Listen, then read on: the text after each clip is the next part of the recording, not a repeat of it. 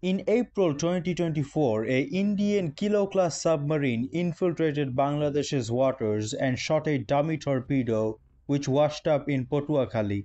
Dandia was able to do this because of the abysmal state of Bangladesh's naval aviation. In today's video, I'm going to discuss what Bangladesh naval aviation needs to acquire before 2030 for it to be able to defend our waters optimally. Before getting into what we need to acquire, I will briefly discuss what we currently have and why Bangladesh's naval aviation is equally as important as its air force.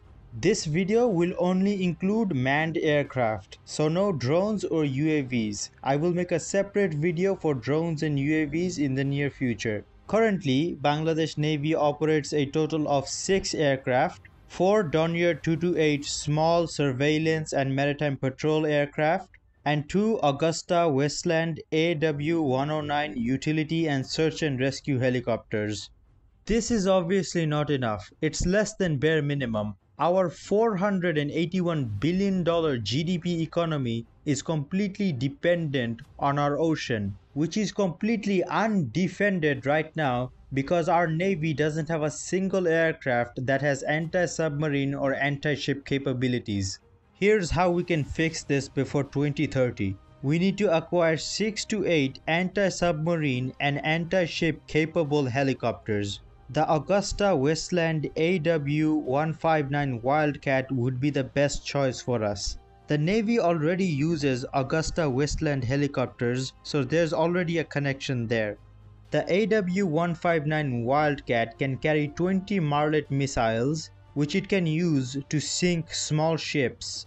It also carries Sea Venom anti-ship missiles and Stingray torpedoes, which can easily sink Indian Kilo-class submarine and even the Ming-class submarine which the Myanmar Navy has. The AW-159 Wildcat is also the perfect size to be carried by frigates. If the Navy would like to go for a Chinese option instead, then the Z9C is also a good option. And if the Navy can accommodate larger helicopters in the future, then the SH-60 Seahawk would also be a great choice. Now that we have chosen our helicopter, it's time to move on to the maritime patrol aircrafts.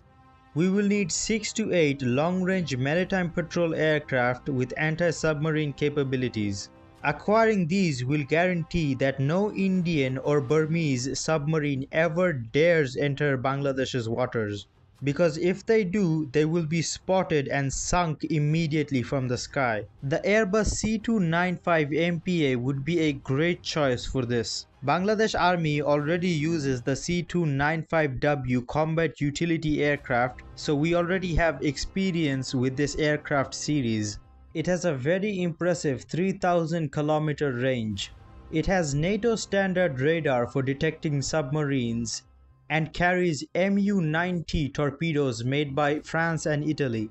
It can hunt down and sink submarines by itself without any help of any other platform. It is also able to carry cargo, but depending on how much cargo it is carrying will decrease its range. If Bangladesh doesn't want to go for the C295 MPA, then the ATR-72 MPA is also a great choice. The ATR-72 MPA is also a NATO standard anti-submarine maritime patrol aircraft which is used by both Italy and Turkey. With either of these two aircraft, we can keep our waters under heavy surveillance 24/7 and sink any submarine on sight.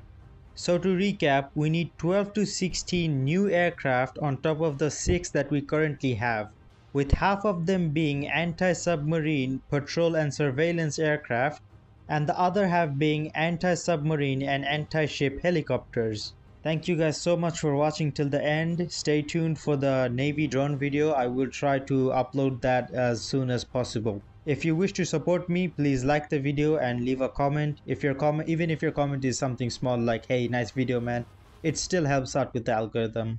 And yeah, this will be it for this video, and I will see you in the next one.